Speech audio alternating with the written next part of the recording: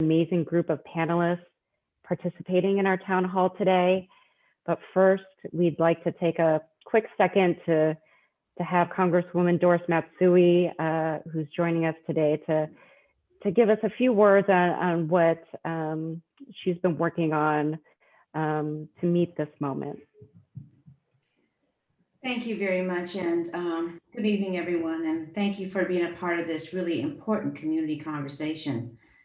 You know, across the past year, we've seen a dangerous wave of discrimination against the AAPI community.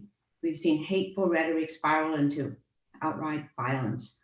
Unfortunately, Sacramento has not been immune, and our own neighbors and families have experienced this fear and the pain. Now, we won't sit in silence while our communities suffer racism and hatred. As the past few years have once again shown us, volatile and racist rhetoric can quickly become normalized from the top levels of government down to our neighborhoods. When we normalize this behavior and our social conscience accepts wrongdoing, this is when words become the violent acts we've seen around the nation this past year. There is a systemic problem here. We are duty bound to stop the spread of xenophobic and racist ideas that escalated through these awful physical assaults. That is why the AAPI leaders and Americans of all backgrounds, ethnicities, and communities have bound together against this senseless hate. Now, last week I testified before the House Judiciary Committee. I shared my family's story about the incarceration of Japanese Americans during World War II and spoke about the terrible consequences of allowing racially charged rhetoric and discrimination to go unchecked. My family has lived through these consequences.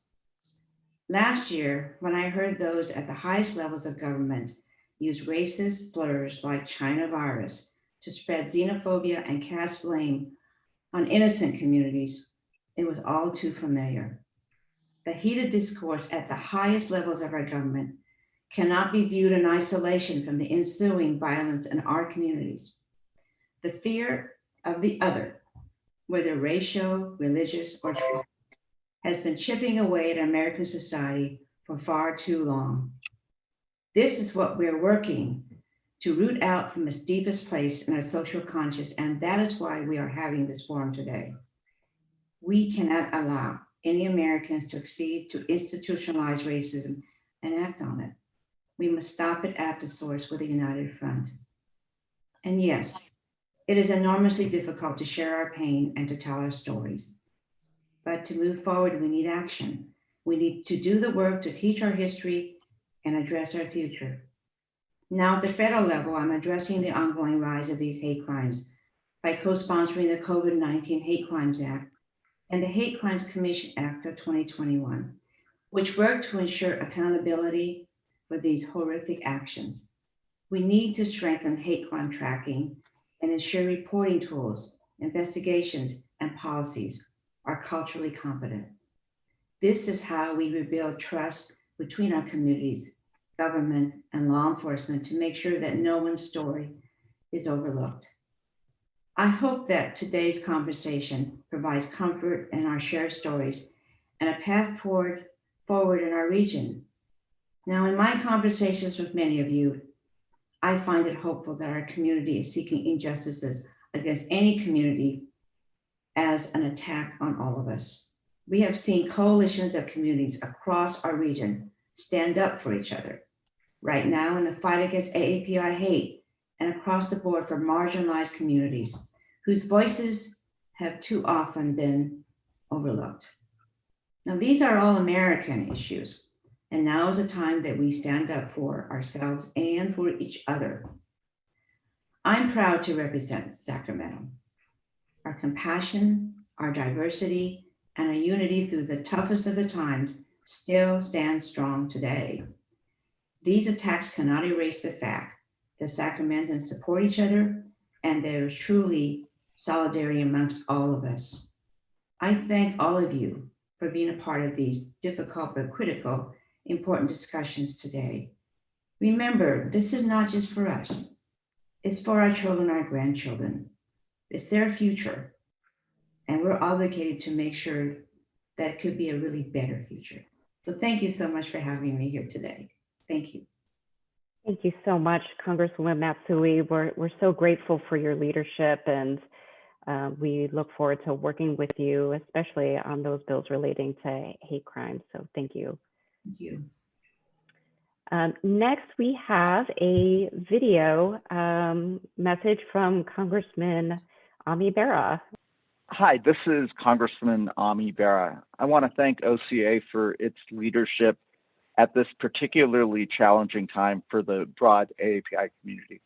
We've always known that there's been racism and prejudice and implicit bias against the AAPI community, that it's out there in the open in epidemic proportions. And particularly as we look at the crimes against folks in our own community here in Sacramento, throughout California and across this country, culminating with the heinous murders in Atlanta a week ago. Now's the time for all of us, not just the API community, but the broad American community, to step forward to address the issue of hate, racism, prejudice, and deal with this once and for all. I want to applaud the Biden administration for early on recognizing the crimes against the API community through his executive orders early on in the administration. But I also think now's the time. There are two bills in Congress, the No Hate Act, as well as Stop Hate Crimes Act, that have been introduced or will shortly be introduced. Let's move forward with that. But it's time for a broad conversation about hate and racism in America. And lastly, I would just say the strength of our country is we are a generation of immigrants, one generation after another, bringing with us our culture, our religions, our traditions.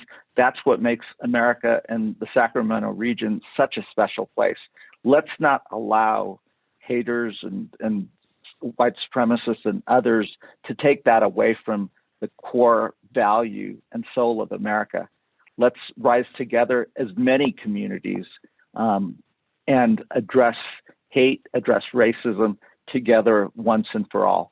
Thank you, OCA, again, for your leadership. I look forward to partnering with our local leaders and local law enforcement to address this in the Sacramento region, but now's the time for us to address this nationally. Thank you again. God bless all of you. Be well. We certainly appreciate Mr. Bera's comments and look forward to working with him as well. I know it's a very busy time for Senator Pan at this moment. And he has been working very hard on legislation along with the API Legislative Caucus. So would love to bring Mr. Pan forward so that he can provide his comments. Well, thank you so much, Janice, and good evening, everyone. And I want to thank OCA Sacramento for hosting this event and bringing everyone virtually together. And I also want to take a moment to really thank OCA for everything you are doing for our Asian Pacific Islander communities during this very difficult time. You have stepped up and have been one of the leading organizations fighting against the hatred that's been directed at our communities, not only now, but in the past as well. Unfortunately, this isn't the first time the API community has faced this. Hate and violence has been directed against the Asian Pacific Islander communities in America since the 1800s, and too often we have been made invisible. But enough is enough, and we will not and cannot be silenced. I do want to reference what Congresswoman Matsui mentioned. We unfortunately had a president who is willing to use racist language about COVID virus, calling it the China virus or the Kung flu.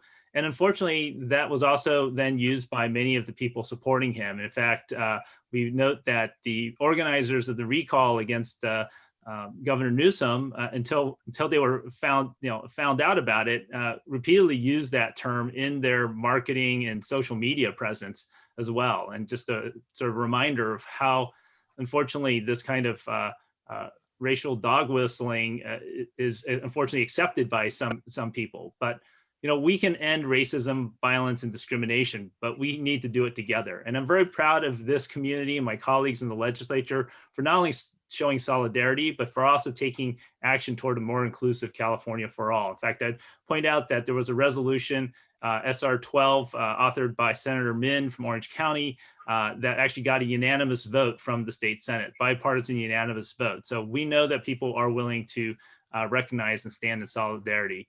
Now, I chaired the Asian Pacific Islander Legislative Caucus in the legislature, and we've taken several actions already. We have worked with the legislative diversity caucuses, knowing that we need to stand in solidarity to make a statement condemning anti-Asian hate. So not just our caucus, but the other caucuses as well. I'm very excited that we were actually able to get our first Filipino American Attorney General appointed by Governor Newsom, and only the second API Attorney General following Kamala Harris. So it's only a very recent event, and certainly a timely appointment given the challenges faced by our community. I would point out that right now, I think someone told me there's only one, and certainly Anne Marie can correct me if I'm wrong, but there's only one API DA in the state of California that I'm aware of. So again, we're underrepresented in those ranks. And so it's great to have Rob Bonta as our attorney, as our future attorney general, as soon as I'm looking forward to confirming him. And then we were also able to, in our early budget actions, to get $1.4 million in the state budget to better identify and respond to APA hate crimes. So the report from API Stop API Hate came from a set of not-for-profits doing it on their own time with their own resources. And this is something that government needs to step up and fund and actually collect this data. But this is only the things that we've gotten done so far, and we need to do much more. In fact, there's several pieces of legislation working through the process.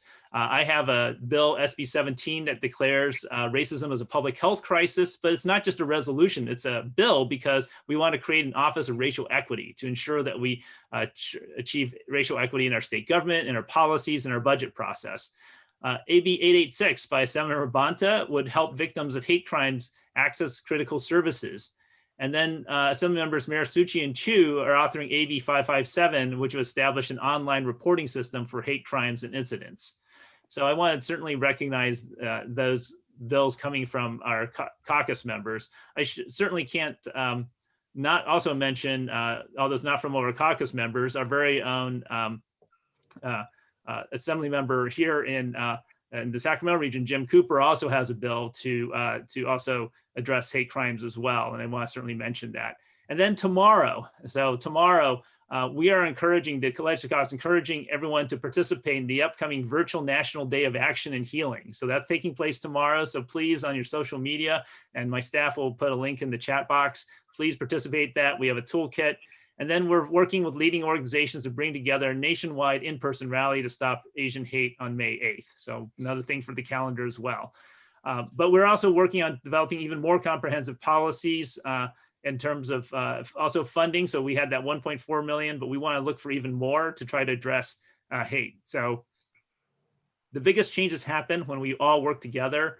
And certainly the API Legislative Caucus and I look forward to working with all of you to improve the lives of Californians. And again, want to thank OCA for your leadership and for holding this important forum together. Thank you so very much for having me today, and look forward to working with all of you. Thank you so much, Senator Pan. We're so proud of the work that you're doing in the legislature. So grateful that we have such an amazing API caucus. So thank you so much for being here. Thank you. I'd also like to mention real quick, Senator Pan had mentioned the day of action tomorrow. We'll be giving all of you some more information about that after the program or after the Q&A has ended. But we really want to take this moment to really galvanize the community and move towards action. So thank you.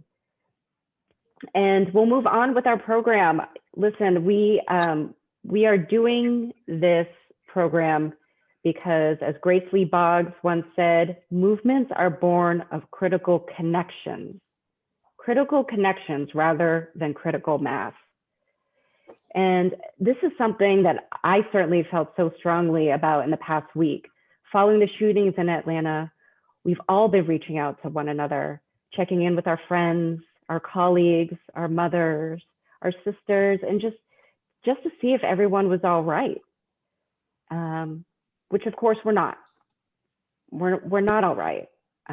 This is our awakening. This is our reckoning. And this is why my fellow board members and I decided to host this town hall. And I won't make any other remarks, but want to kick it over to Jinky, who is our OCA Sacramento president, to say a few words.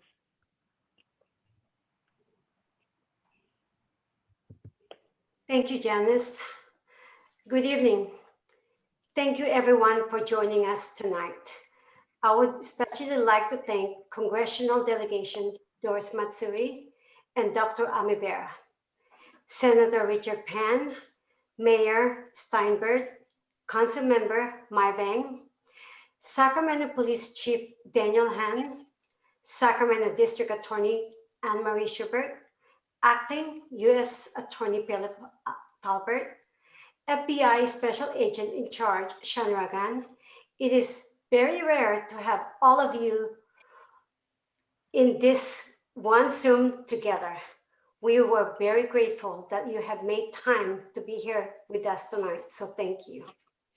We would like to take a moment to thank all the elected leaders and community organizations who have been stepping up during this time.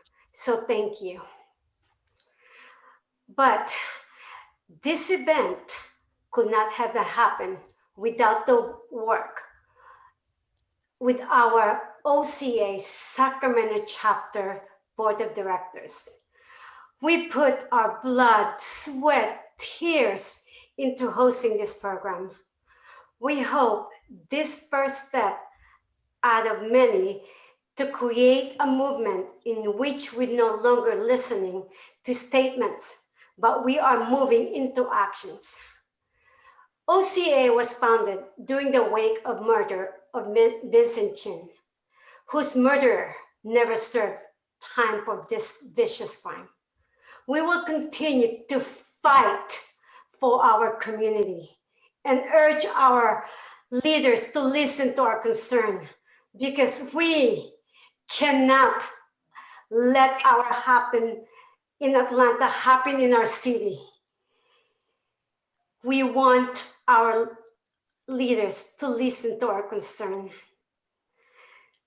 We need our elected officials, appointed leaders, to understand that we will no longer accept statements. We want accountability in actions to combat anti-Asian hate.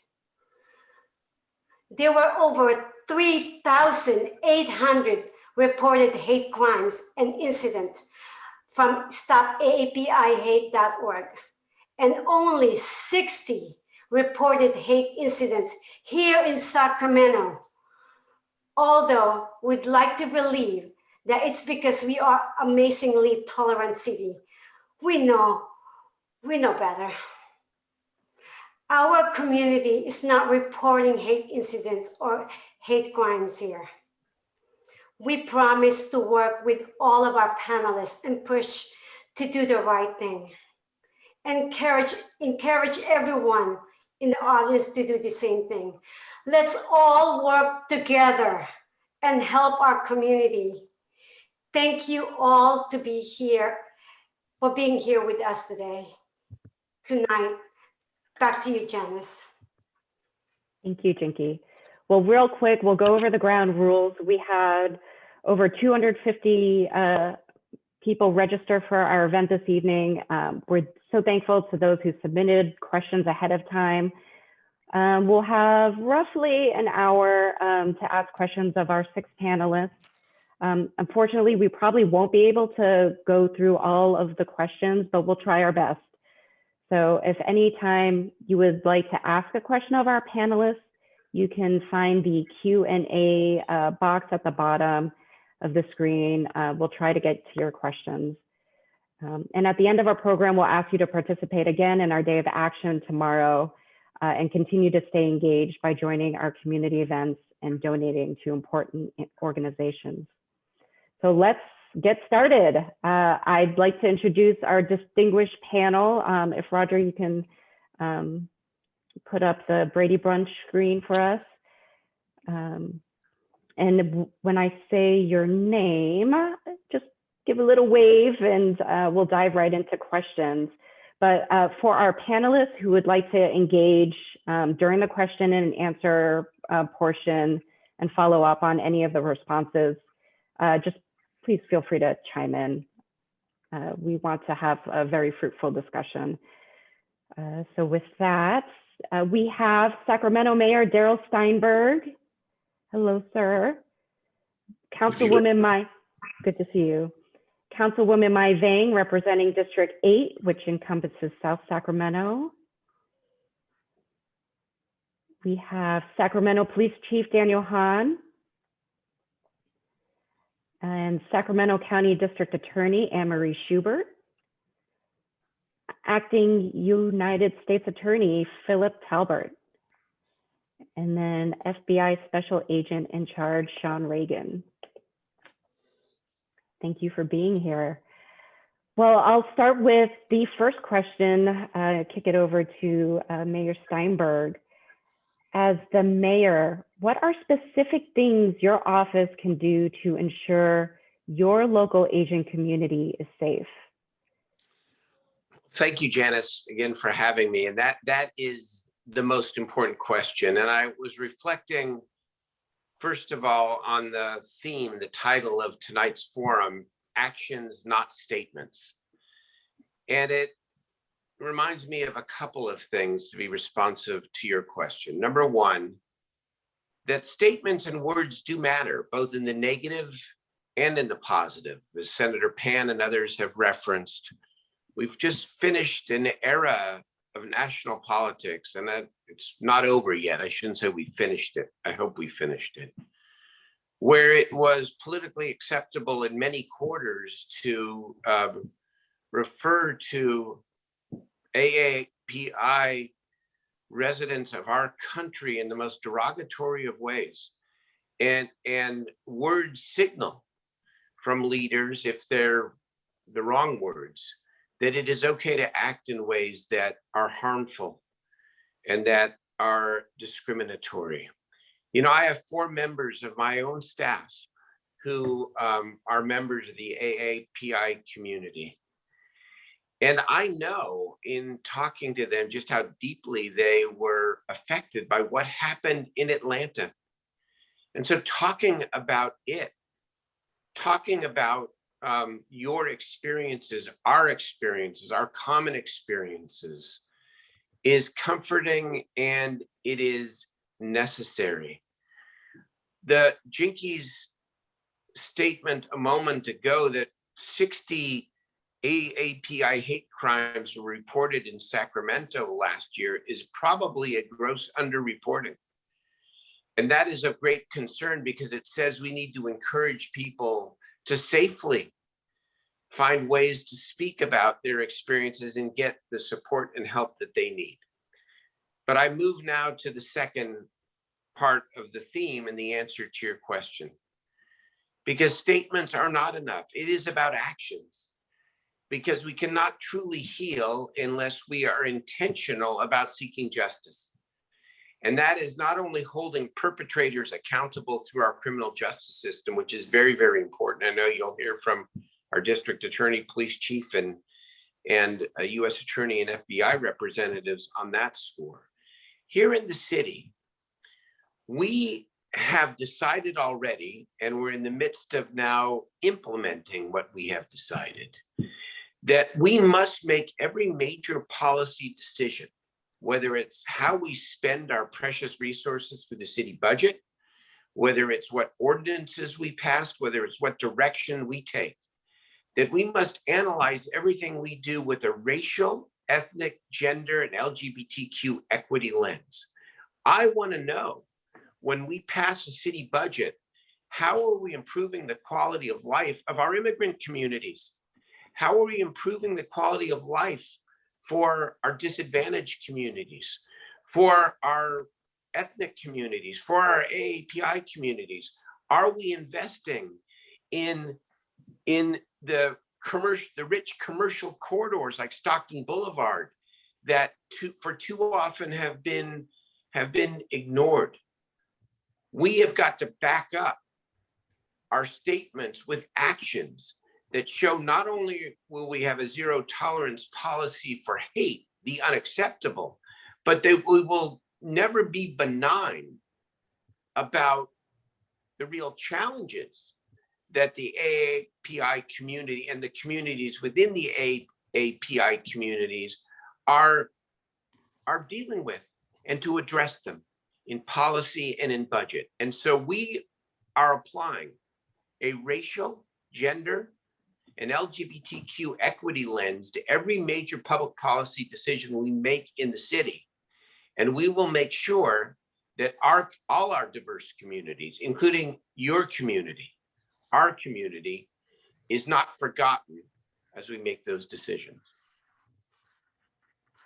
Thank you, Mayor. You know, I would love to ask Councilwoman Mai Vang, who has a very unique perspective as the first API woman elected city council member in Sacramento. What can you do to ensure that the city is paying attention to the needs of the API community? And similarly to what Mayor Steinberg said, how are you providing that lens of equity in what you do? Yeah, thanks so much, Janice, for your question. First, just want to take this opportunity to say thank you to OCA for holding this very important webinar. So first, let me just say, you know, not one person or entity can do this alone. And I want to just appreciate Senator Dr. Pan for sharing the work that is happening at the state level to address the anti-Asian xenophobia that we see here locally and across this nation. As you all know, anti-Asian hate and xenophobia isn't something that's new in our community, that this country truly has a painful and racist history towards Asian Americans. Everything, including the immigration ban and then in 1882 to what Congress Matsui shared regarding forced removal into concentration camps that her and her family experienced, to our elders being murdered, to the death of Vincent Chen, and the recent tragedy that happened in Atlanta where we lost 8 lives and 6 of them Asian American women, all who were mothers, daughters, and aunties.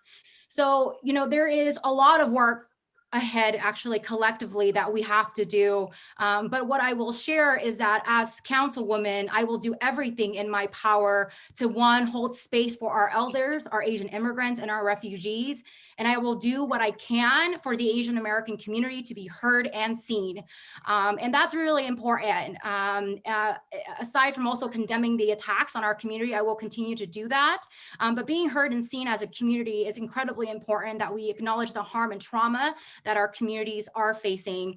The mayor spoke earlier a little bit about the work that the city is doing. You know, the mayor, my colleagues, and I have passed a resolution to condemn anti-Asian incidents and attack happening in our state and our city. But for me, this is really just the first critical step for the fight that we actually have ahead with our community partners.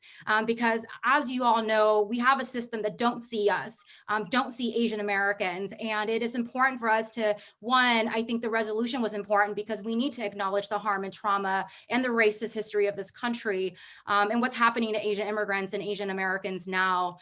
What I will share, you know, from my own experience as an Asian American woman, as a Hmong woman, and now even as a city councilwoman for my first 3 months, is that what is most hurtful and painful in the system that we are all part of, all the panelists here, residents and attendees who are watching today, is that we're all part of the system. And you know, what I've seen firsthand is that when an incident occurs or happens in our community, in the state, in the city, oftentimes it's not dealt with a sense of urgency. And there has been incident in the city where Asian lives are not seen or heard by government entities. And all of us, I would say, whether you're an elected, and I'm holding myself accountable, or if you're a resident, or if you're part of law enforcement, that all of us truly need to see Asian Americans, Asian immigrants as full humans and hold ourselves to better standards.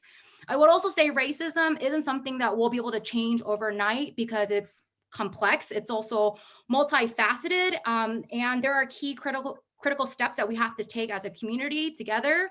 But what we need to actually do is look at all the solutions on the table. And when I say all solutions, I mean solutions that are coming from our elders, from community advocates on the ground, because I will share, what we've been doing in the past hasn't worked for our communities. So we need to be able to have dialogue with everyone, which includes law enforcement as well. But we have to make sure that we center the most impacted, the most marginalized, and allow them to co-lead with us. And so my team and I is working with Councilmember Guerra and Councilmember Chenier and Jennings to convene a community meeting with API residents and leaders to really hear from them what the solutions are.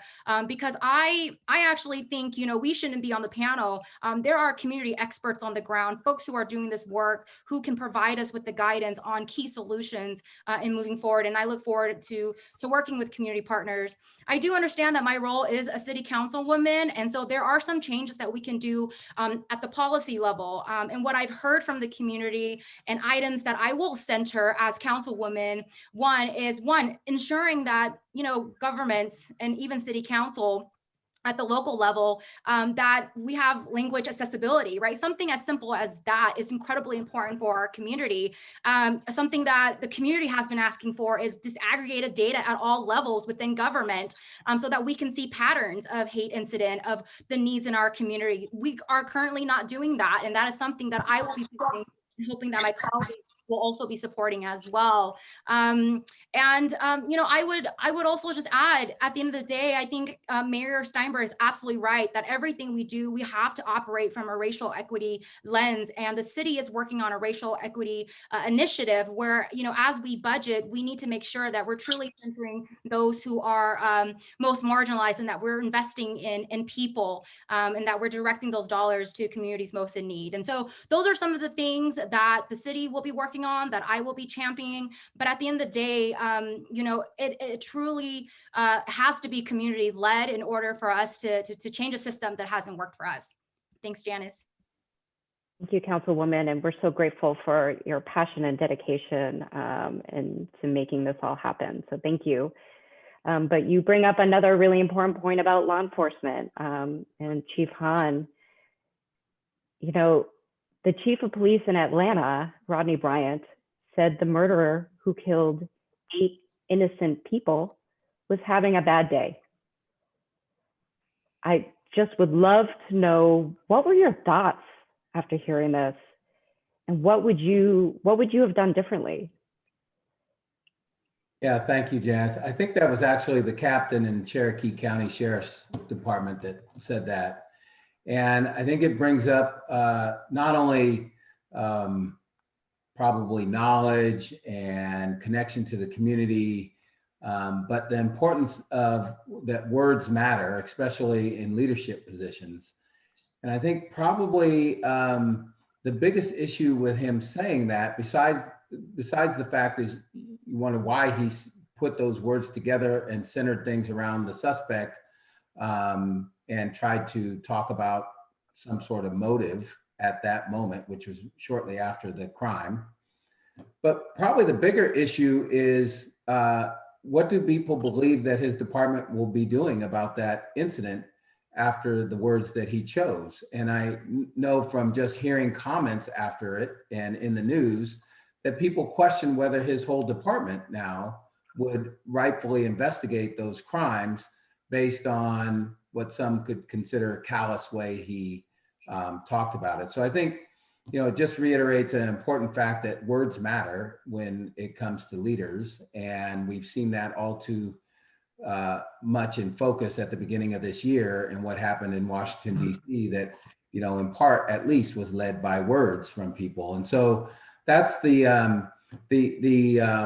part that rung home the most for me is not only does it in Atlanta lead people to wonder how much is that department going to investigate those crimes, but because he wore a uniform similar to mine, it brings up the question of do any law enforcement agency take those sort of crimes serious? And I know, especially when it comes to hate crime, regardless of what segment of society we're talking about, there's a challenge with reporting. You know, I think somebody, Jinky or somebody mentioned earlier, last year we had 60 hate or bias related incidents reported to the police department. By no means do I think that's all that's a complete list of incidents that occurred in our community, but that's what was reported to us.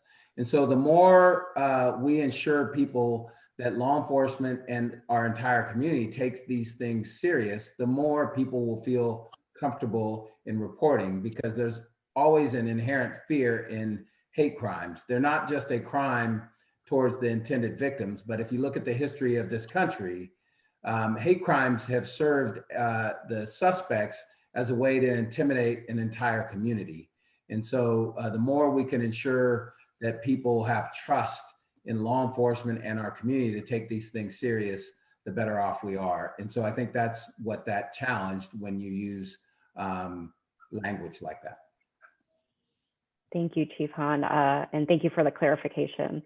I want to get back to you on hate crimes and the reporting of hate crimes, but would love to jump over to DA Schubert,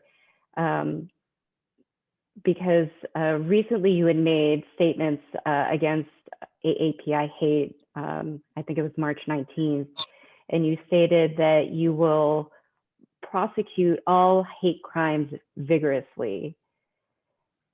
Now, what does that mean?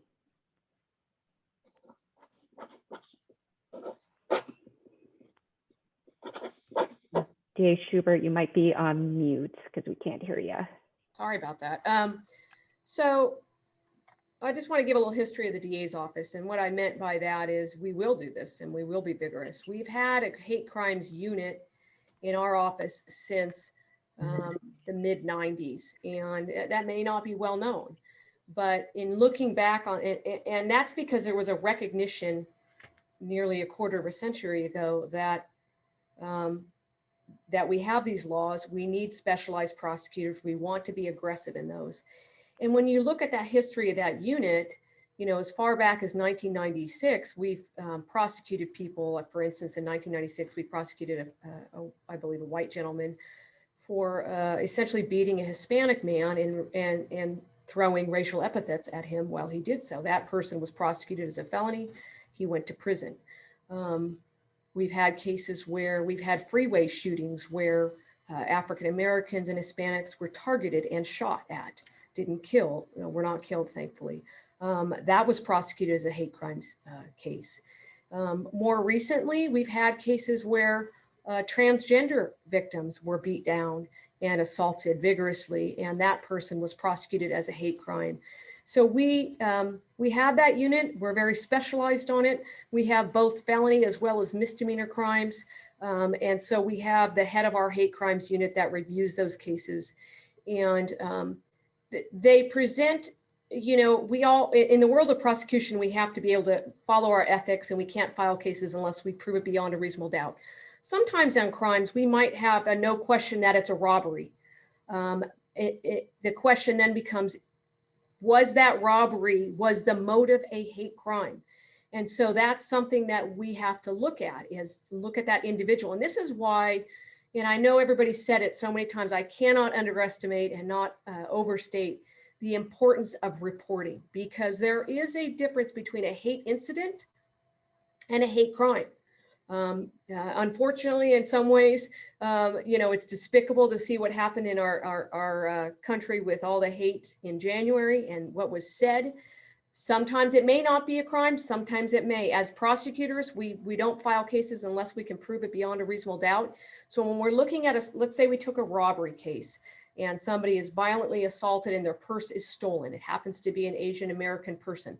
Was that motivated? Was that person targeted because they are Asian, or were they targeted just as an opportunity to rob that person? So those are the things that we as a DA's office has to look at, because we are bound by our ethics. We are bound by proving a case beyond a reasonable doubt. And that's what we're always going to stick with. So when I say we're going to prosecute vigorously, no question about that. We always have to look at the facts and the law, and we're driven by the facts and the law. So hopefully that answers that for you, Janice. Thank you. Well, we actually had a question from the audience about what is the definition of a hate crime? What is the difference between a hate crime and a hate incident?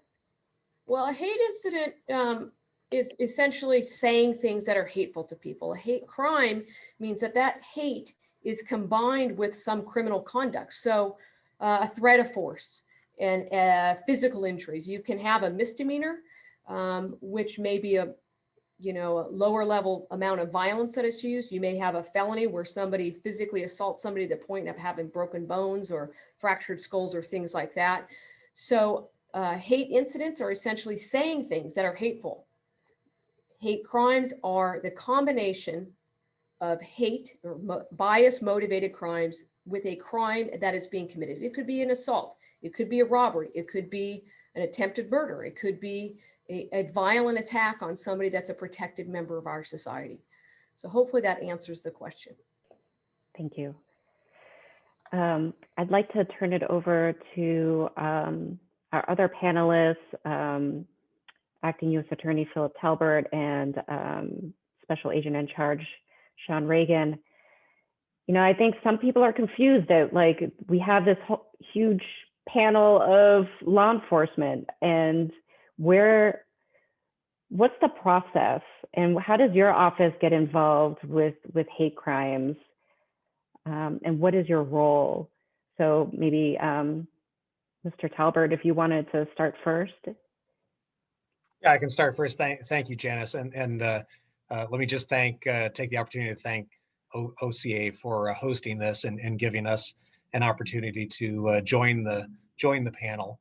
I'll let Special Agent in Charge Reagan talk about the FBI's role. I'll talk about the U.S. Attorney's Office's role.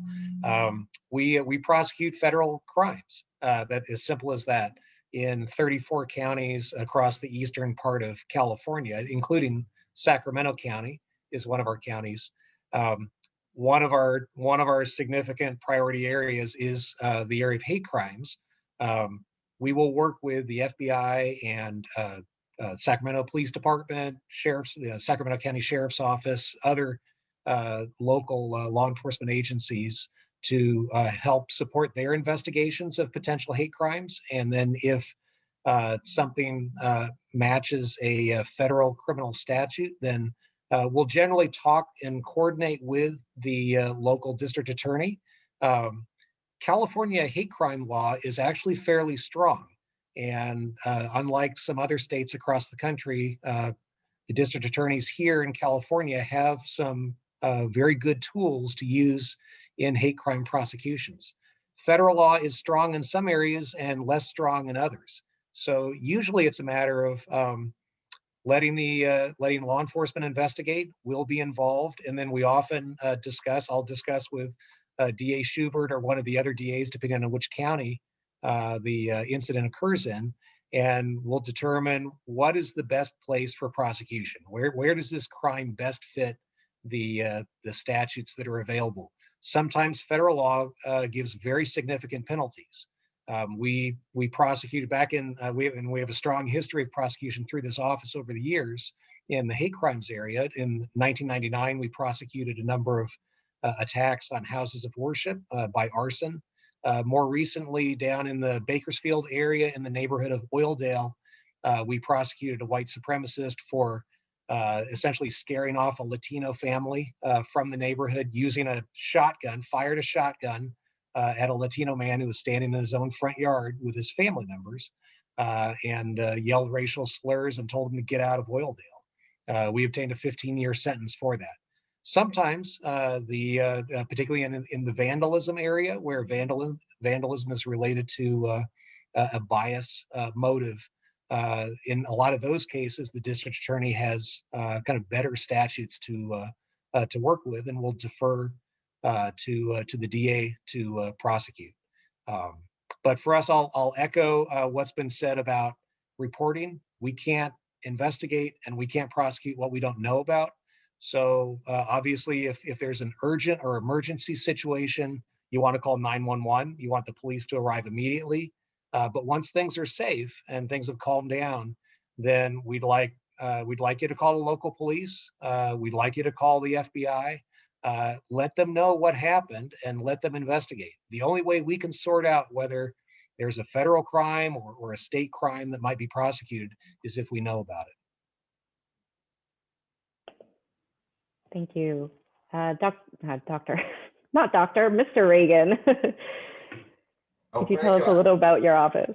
I got promoted here, I think, to a doctor, so it probably comes with higher pay, I think. So I might, but listen, thank you for inviting me here to be part of this distinguished panel, and to like my colleagues, I'd like to thank OCA for hosting this event, and also all the members of the AAPI community. It's just an honor to be here with you virtually. It'd be great to be in person, and hopefully soon we will all be able to do that. So just quickly from the FBI's perspective, we have a fairly simple mission statement. The mission statement's simple. Actually, carrying it out is not simple, but the mission statement is to protect the American people and uphold the Constitution of the United States. And a key aspect of that mission statement is protecting the civil rights of all people living in this nation. And one aspect of protecting people's civil rights is investigating hate crimes. And hate crimes is a key aspect, and it's a top priority for the FBI across the country, as well as here in our Sacramento field office. And so I think as the U.S. Attorney alluded to, the state of California has some really powerful hate crime laws and legislation, and at the federal level, we do have obviously very important and strategic hate crime violations by which we investigate incidents of hate crime as well. But we have to ensure that there's actually a violation of federal law for the FBI to actually follow through with an investigation and bring it to the U.S. Attorney's Office. And so what does that mean?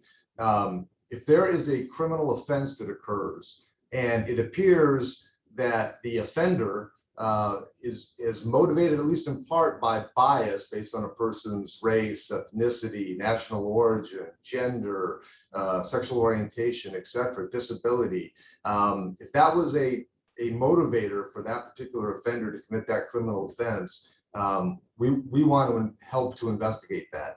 We want to take a look at it and then delve into, does it actually constitute a federal hate crime?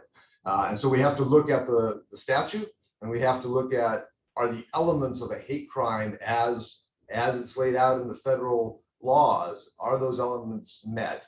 And as we do our investigation and we determine that, if we determine that yes, in fact, a hate crime violation has occurred, we're going to full force put our resources into that investigation, put together a case. We're going to work in conjunction with our local partners, because our local partners at the same time are going to be working up an investigation on their end and bringing it to the DA's office. And so we're going to coordinate that. And then the DA, U.S. Attorney, local police, FBI, we will determine kind of where does it make most sense to prosecute that particular case. Now, let me just say, if an offense occurs, but we can't meet that threshold of having a federal proving the elements of a federal offense, we're going to still be involved. We're going to offer our assistance to our local partners, because we work, for example, with Sacramento PD and the Sheriff's Office. We work with them day in and day out on all our cases, all our investigations. So we will continue to work those cases and those matters and offer our assistance there. But if we can't prove that federal offense, then we can't bring it to fruition in the federal court, so to speak. But we're going to still throw all our resources behind it, because it's a serious matter that we all have to address as a team. And so I'll echo my partners here that please report it, whether you think hate is involved or not, whether you think it meets that threshold, so to speak. Report it to us. Report it to anybody in law enforcement, and we will put our full our full effort and resources into it. So thank you. Thank you, Mr. Reagan. Well, that kind of brings me back to the topic of the fact that there is a lot of criticism of law enforcement not taking hate crimes seriously. Chief Hahn, what kind of training is provided to your officers on your hate crimes task force? How long are those trainings? What kind of infrastructure do you have in place to ensure that hate crimes are taken seriously? Yeah, so I'll just start with, first of all, we have a hate crimes task force within our department that combines the detectives that would investigate any allegations of crime, along with managers, along with our outreach team. We've created a new victim advocate detective position. He's part of that task force. So we holistically look at these hate crimes, not only an individual incident, but trends and things like that. And how are we not only going to investigate it, but interact with the community to encourage reporting, but also deal with fear. For example, the incidents that happened in Atlanta. Well, obviously, regardless of what they come up with in Atlanta in terms of the investigation, people, especially at the massage establishments in Sacramento, are going to be concerned. Like, is this now going to be copycat or spread to our community? So part of our outreach was to all the massage establishments in our city to reassure them that we are looking out for their businesses, ensure they know how to report any suspicious activity, encourage them to report, and then be able to answer any questions they might have. But in terms of training, we have well over 20 hours of training, not just on AAPI issues, but all sorts of issues in relation to hate crimes and biases. This country is a great country, but we also have a lengthy history with biases. And there's one thing that I don't think anybody can deny, that we all have biases, and they're all rooted in history and things that have happened in our country and continue to occur. And so the first thing we need to do is educate each other about how we got to that spot. So just today I was speaking, all of our officers have to be like teachers and go through additional training every year. So every one of our officers goes through 40 hours of training every year. Part of that training was me talking about history. And one of those parts of the history that I taught today was during World War II and what we did to Japanese Americans and why, and how that whole process happened, because most people don't know the whole truth about that. And so we also bring other organizations like American Leadership Forum to teach history and bias. Washington State is doing studies on bias. Stanford is doing studies on bias, and they will all have recommendations for our department. But we have lengthy classes in the academy, continuing education classes for our officers. And then we have different programs like Walk in My Shoes, so our officers can experience different communities. And I would really encourage, and I'll end on this, anybody in the AAPI community that would like to be part of the Walk in My Shoes program, we would love to have more and more people participate in that. And that's when our officers graduate from the academy, they spend the day with somebody from a community that is not like theirs, where they came from. And then the following month, that community person goes on a ride along with the officer, because it's important that we learn about experiences of each other. And so if people in the AAPI community would like to participate in that, we would love to have them. Thank you, Janice. Thank you. I'll open the floor up to anyone who wants to answer this, but how do we start that process of building that trust? Because for some reason, the community does not trust law enforcement. And where do you think that comes from? And Councilwoman Zhang, I know that you've been very involved with your community. I don't know if you'd be able to answer that question as well. Yeah, Janice, I mean, I would just share like what I mentioned earlier. You know, I think many of us feel like we know that we are part of a system that has not and was not built for minorities, not built for Asian Americans, not built for Black, Latinos. And so there is this hesitation, because even myself as a councilwoman, I'm not going to invest and double down on a system that hasn't worked for our communities. And what I'm asking, even though I am councilwoman and I am also part of the Asian American community, is making sure we have victim-centered approaches, making sure that we have services for our elders, for our young people. There is a mistrust in government, and rightfully so, a mistrust with law enforcement, and rightfully so. And when you see incidents like what you saw in Atlanta, where where law enforcement said, he was just having a bad day, it adds to the mistrust. And I think we have seen that over and over and over again. And even here locally, and I will share, even as my experience as an Asian American woman and as a city council woman, that oftentimes I too also feel dismissed.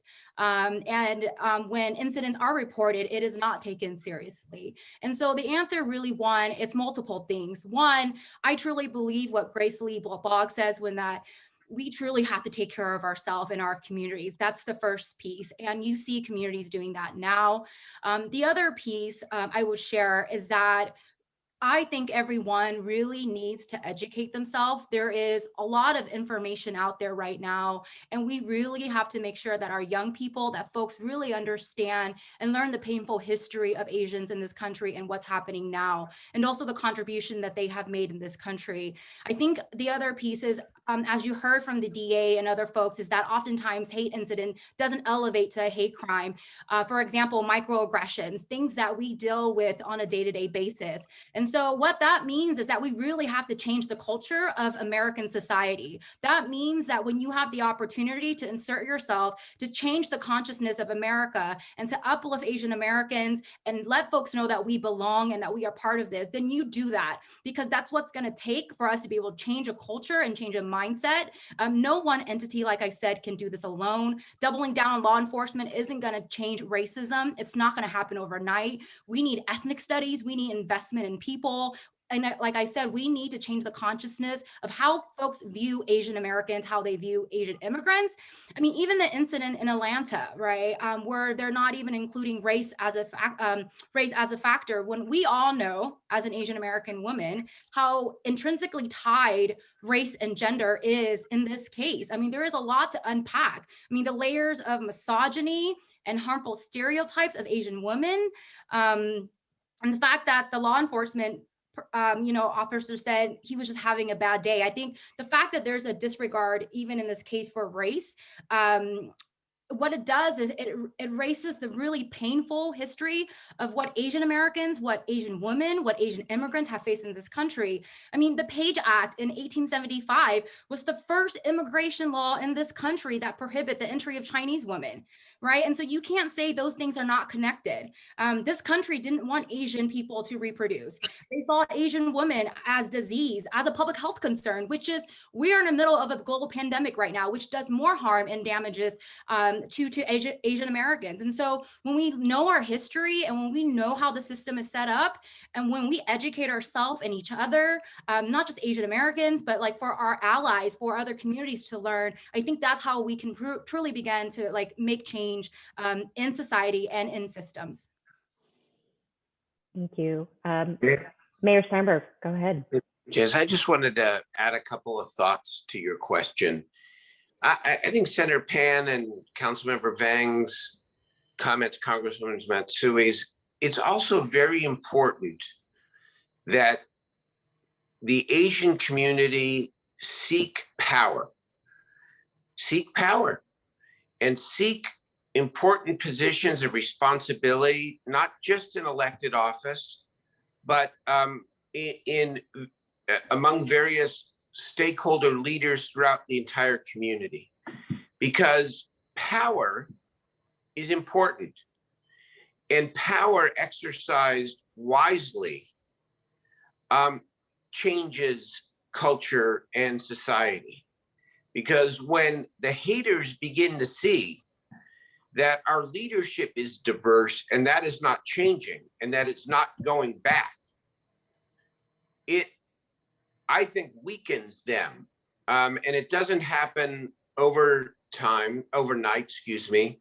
It happens over time. The other thing that I want to say about law enforcement, I believe in this city, we are very fortunate to have a progressive police department and progressive police chief and police leadership. I think sometimes what we fail to recognize, but we're beginning to recognize in our city, is that we often put police officers in situations that frankly, they shouldn't be in. Some of the answer to the distrust is not to make police officer, ask police officers do things that really isn't in their job description. Certainly enforcing crime and hate crime is one of them. But if you're talking about hate incidents, we need other responses. We are, with Councilmember Vang's support and leadership, our entire city council is now building a new office of community support, where we intend for a lot of incidents in the community that don't rise to the level of actual crime to get the men and women in uniform not as the first responders to those calls, but instead to have the right kind of social worker or trained trained personnel in how to mediate or how to de-escalate situations that don't involve the violation of crime. And I think that's important as well. And the people who work in that department also need to reflect the diversity of our community. And so part of cultural change is structural change, and not, as Mai Vang said, doubling down on some approaches that don't make sense for either the police officers, police department, and or the people that we represent, but to respond to some of the tension and the crisis in our community in more holistic ways. That's going to help make things better as well. And I would echo the mayor on this. I think, you know, this commitment to allocate dollars to hire additional staff in the Department of Community Response to really take more of a preventative approach, and to really make sure that we have victim-centered approaches to hate incidents that are reported. I mean, prevention is absolutely key in how we can be part of this to address what's going on. And so I appreciate the mayor for uplifting that. And Sacramento is a different model. We are trying it, because what we know, you know, what we currently have is not working. And so we'll continue to do that. But I will just add that, you know, as we move forward, you know, we got to make sure that we bring the community along with us. And in this work and in our decision-making process, because again, like I will say, it is truly up to us, one, to hold elected officials like myself, the mayor, our council accountable. And we have to make sure that the community is truly part of that process and we're just not checking boxes. And so I look forward to working with all of you to make sure that that happens. Fantastic. I love the idea of taking this innovative approach to addressing hate incidents. So thank you for your leadership on that.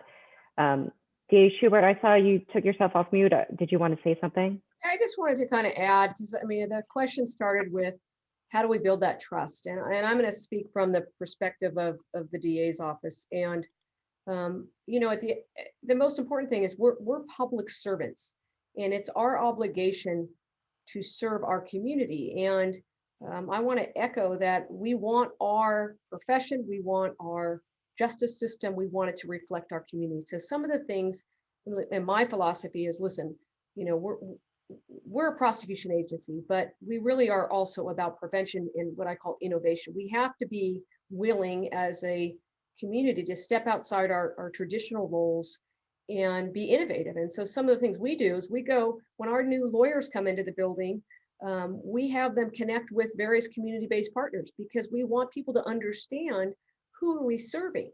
We go out to teach kids in schools. We want to teach them about cyberbullying so that hopefully they will understand that this is not okay and they will report it. We do youth academies so that we can increase diversity within our profession, whatever that part of the justice system is. You might want to be a probation officer, a public defender, whatever it is. So the key to me of building trust is our willingness to show up, to listen, to react to the community's needs, and ultimately to engage. Because if we can do that, I think we can oftentimes get past, at least from my view, labels that sometimes are given to us. And that's how we are working as our office to try to build that trust with our community so that we serve their needs, all of their needs. Great, thank you. Thank you. Mr. Talbert. Thanks, Janice. I just wanted to kind of echo that thought from the DA's office. From our perspective, we see it as really a team effort with law enforcement and the community working together. So yes, there has to be community trust in law enforcement is just critical for Chief Hahn's office, for DA Schubert's office, for our office.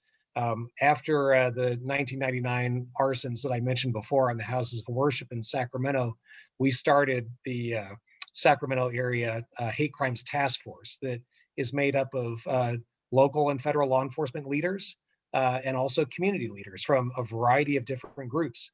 We meet approximately every 6 months or so to share information, and it's through that kind of sharing and regular meeting and regular exchange of ideas. Questions get asked. You know, obviously, if someone's in the middle of an investigation, they can't share all the details, but we try to be, as DA Schubert said, as accountable as public servants as we possibly can, and share that information with the community leaders so then they can take it back to their own organizations and groups. We also do substantial outreach ourselves, both as a front office of our office and also our line attorneys, because we want to represent the community that we're really a part of. All of our lawyers live here in our district, in our counties, and they want to serve the people as best as they can. So we've started a Fresno area. Fresno is our other major office in our district. We've started a Fresno area hate crimes task force that we hope is going to be modeled after the Sacramento one that's been successful for us the past 20 years. Thanks, Janice. Mr. Reagan. Yeah, thank you. I just want to echo in on that as well and follow up on Mr. Talbert's comments.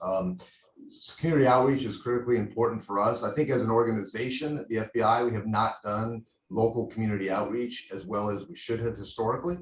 We are making that a top priority, and I know for my office here, I pass that along to my folks every day, how critically important it is for us to succeed in our mission to be part of the community and have the community's partnership and input.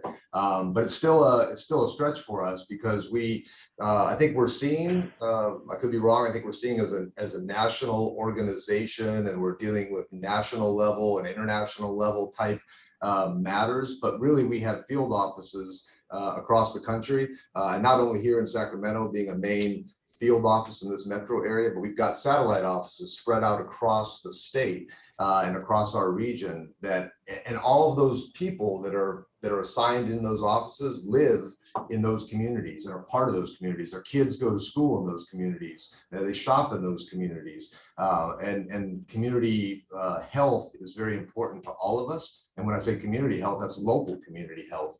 And so my ask, I guess, for all the folks on this call, it's incumbent upon us to do that outreach and to make those efforts into the community. But I would ask you all, members of the AAPI community, to please invite us into your discussions, into your groups, into your communities, so that we can meet you. We can be part of the community, and you can meet us and learn what we do, and we can have personal engagement and personal involvement, have these discussions, and then hopefully we can help to make the community an even better place than it already is, and make it a safer place than it already is. So thank you.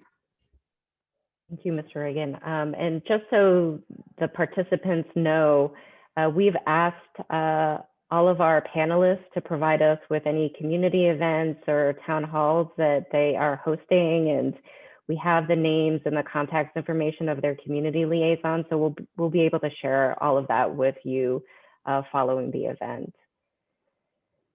Well, I guess the next question, we're getting a lot of questions about specific cases. And this may be a tough one for some of you to answer, but in the case of the in the case of the Atlanta shootings, in your viewpoint, was this a hate crime?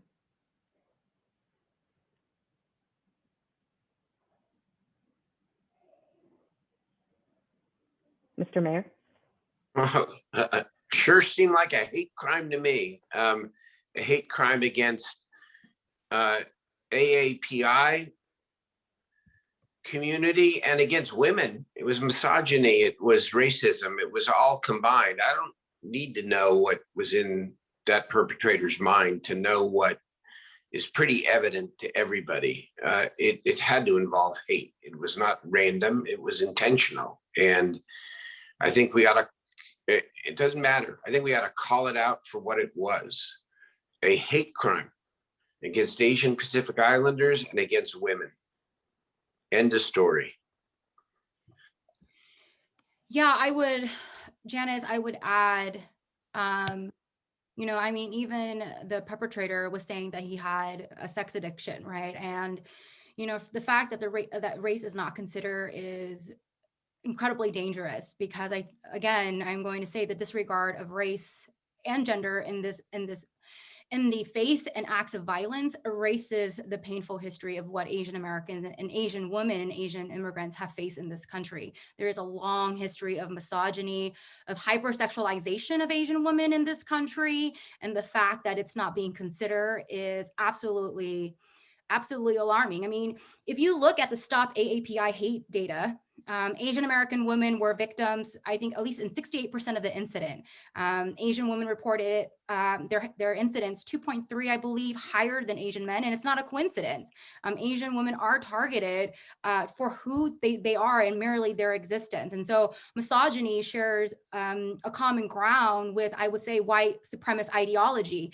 There is this super hypersexualization, like I said, of Asian women. I mean, this country has a history of US imperialism, right? With the expansion of military in the Philippines, in Vietnam, all over Asia, demanding women to serve foreign troops. And in these moments in our history, Asian American women, Asian immigrants continue to be fetishized and hypersexualized. And so the disregard for race is absolutely dangerous. And I am not a DA, right? I don't practice law, but I can share you my lived experience. And when you look at our history, you can see that race and gender is intrinsically tied. And so it must be a hate crime. And just because something isn't just, you know, on the books for law doesn't make it morally right. I mean, if you look at this country, you've seen laws that has hurt Asian American, that has prohibit entry, that has excluded a segment of this community. And so even today, will we look back on this moment and all sorts of cases that are happening to the Black community, to the Asian community, and ask ourselves, you know, where were we in that moment?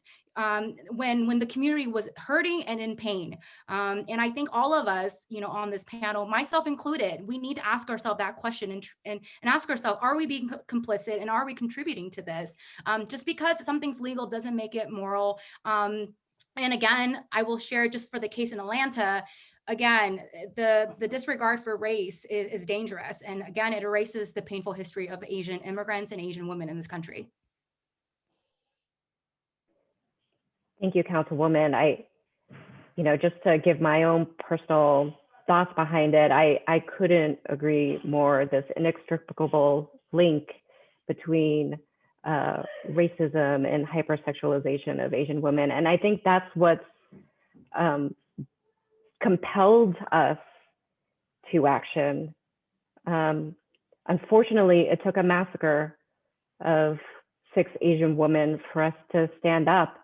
And the community is gutted. This was hard to take in, and like you said, it's dangerous, and it makes it so difficult to trust law enforcement in this matter, because it seems so clear to us what occurred. And I know for our law enforcement, you probably can't make any comments to this, but kind of would love to know your thoughts about how you can build trust in this moment when we are hurting in this way. And actually, would love to know if you have checked in with your brothers and sisters in law enforcement who are Asian American during this time, to see how they're doing. I'll just say from a perspective as a DA, you know, this just in the last week since this incident happened, I mean, we're fortunate we have a number of Asian prosecutors here. We have Tin Vu Ho and Rochelle Beardsley, who's on here. And, you know, and we've done podcasts. We did podcasts with Stephanie Nguyen and Assemblymember Cooper about some legislative proposals. But, you know, we have to be willing to listen. That's how I keep saying this. And then to hear, for instance, from my own staff about what they have suffered and what their life experiences have been. And how they were mistreated and not treated the same as everybody else deserves to be treated. Hard conversations, but critical conversations, because if we're not willing to listen, we will not move forward as a community. And again, I'm going to say this in the world of the hate crimes. This is why hate incidents are so important to report, because for us as prosecutors, and Phil can probably say this as well, we have to show, was that person targeted because of their race or their gender or those things? And people have biases. The chief is 100% right. And that's why in the world we live in now, things like social media and what's on your phones or whatever we have to show what's going on in their minds. And so reporting those hate incidents is such an important, not just for healing the community, I think, but for bettering us in law enforcement in terms of being able to move forward and becoming more culturally sensitive. Well, you know, all eyes were on Atlanta, right, during this moment. And the fact that this is not going to be prosecuted as a hate crime makes it incredibly difficult for the community to want to report, because it has shown us that it does nothing.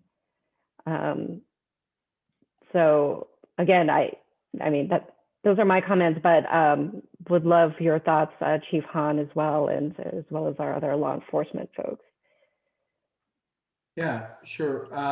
In terms of the incidents in Atlanta, I don't know, because, you know, in order to arrest somebody, or I should say prosecute somebody, Anne Marie and her deputy district attorneys have to have evidence and be able to prove that in court. So I don't know any of the details other than, you know, the general ones that are on the news.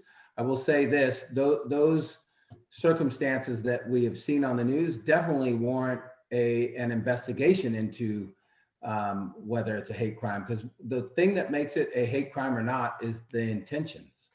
That's what changes it from a murder to a hate crime murder. And so in regards to you know, trust and reporting these incidents, like I said earlier, you know, there's a lot of crimes that go unreported in our community, in all segments of our community. But when it comes to hate crime, there's an added element to reservations about reporting things, in addition to trust in law enforcement and government, that just the fact that it's a hate crime makes it a harder barrier for the victims to report, because there's additional fear when it comes to hate crimes. And so that's why we've been reaching out to the community, especially with our officers that are part of the AAPI community. Many of them are on this call today, Maria On, Moa, Norm Leong, and they all speak different languages. And so that's part of the way that, you know, if you see somebody as part of your own community, you might trust a little bit more, have a little bit more faith. If you're able to talk in the language you're most comfortable for, you're able to express yourself much more accurately and better. And so we know there's distrust. There's always been distrust, and we know that's rooted in history. And so a big part of that is building relationships and working collectively and together to move forward. Thank you, sir. Janice, so I could jump in from the federal side. Obviously, just listening to you and the other panelists, the emotional reaction to what happened in Atlanta just underscores why hate crimes are so destructive. Because again, they aren't targeted just at the individuals; they're targeted at the entire community.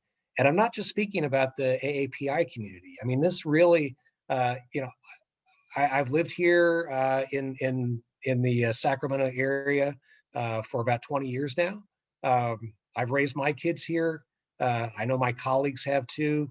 We really enjoy being in a diverse community where we like to live together and experience different cultures and be around people that aren't necessarily all like us. And this kind of crime is an attack on the idea that we can have that in this country. Um, so the emotional responses are completely understandable. And the other thing I'll mention is that the fact that we have like DA Schubert and Chief Hahn mentioned Asian American members of their offices. The only way that you can talk to people that are experiencing these things from their perspective is to hire people that are from those communities.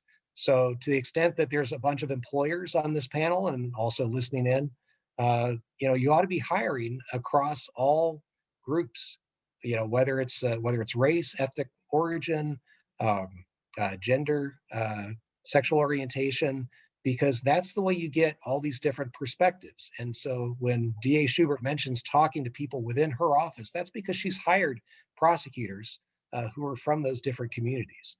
So basically to put a plug in for what federal law requires of us, but it's also a very good idea. Janice, if I could add, I forgot to add something at the end of mine. That's why it's so important, regardless of whether you know or believe it's an actual rises to the level of a crime.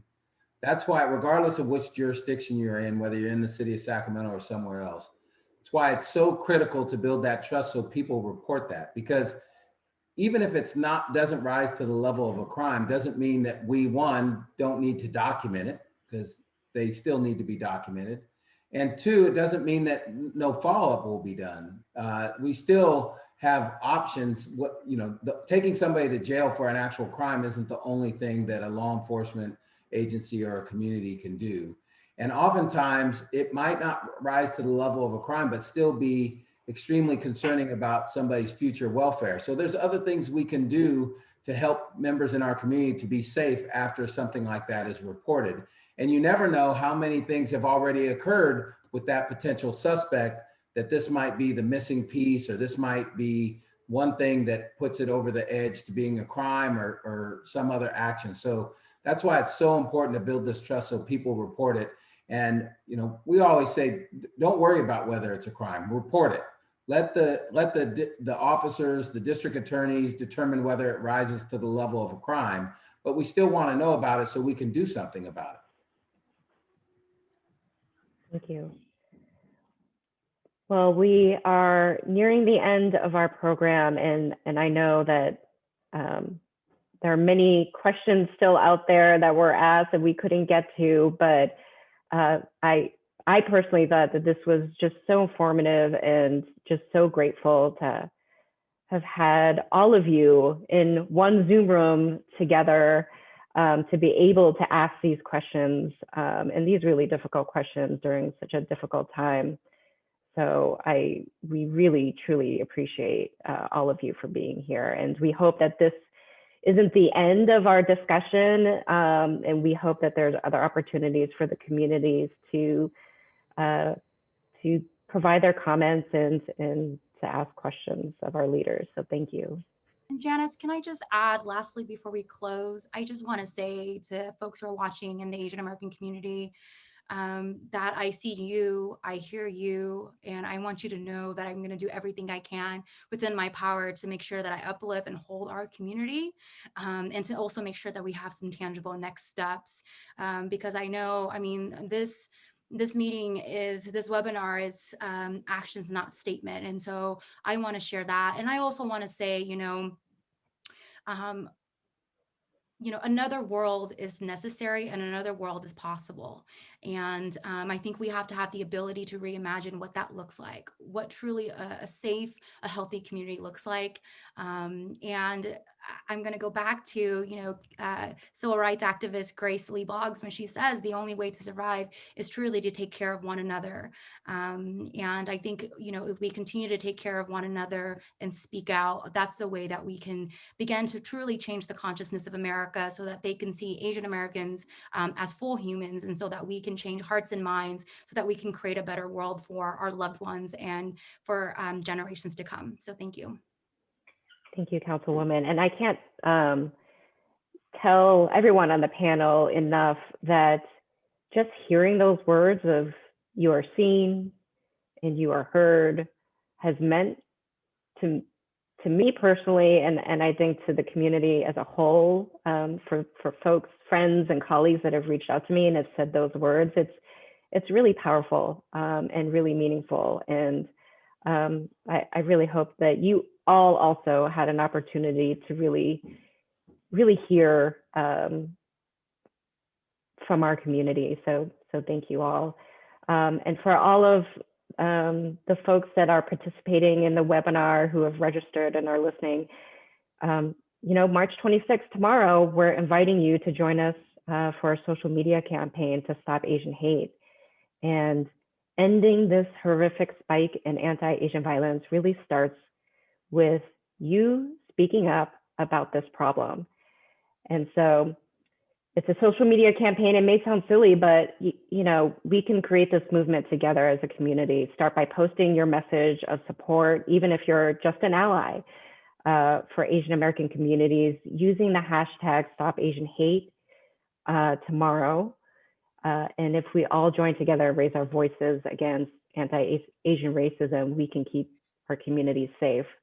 So we'll send you more information about our upcoming events, about the upcoming events that some of our panelists are having. We also will include the GoFundMe links for the victims of the Atlanta shooting, and just generally how to get involved. So you should all expect that in your inboxes probably tomorrow. And with the Stop Asian Hate hashtag, just share with your friends and family which community events you'll attend, where you've donated money to, maybe even new information you might have learned tonight, because we can no longer be silent, and we are going to do this together. And again, just thank you so much to our distinguished panel. We're just so grateful for your time. Thank you for our audience for joining us tonight. Thank you. We're so grateful. So have a wonderful night. Take care.